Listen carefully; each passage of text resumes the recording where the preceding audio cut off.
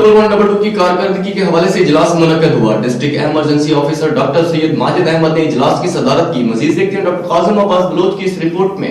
Rescue station lodhra में rescue 1112 की कारकर्दगी के हवाले से इजलास मुनक्कद हुआ। District emergency officer doctor Syed Majid Ahmed ने इजलास की सदारत की।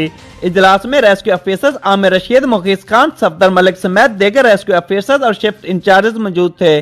District emergency officer doctor Syed Majid Ahmed ने रेस्क्यू ऑफिसर्स और देगर स्टाफ को हदायत करते हुए कहा कि शहरियों को बेहतरीन सर्विस की फराहमी अवलिन तरजीह है, इसलिए रेस्क्यू एहलकार सर्विस के कवानीन को मद्देनजर रखते हुए इमरजेंसी के मुतासरीन को हुस्न सलूक के साथ मदद फराहम करें।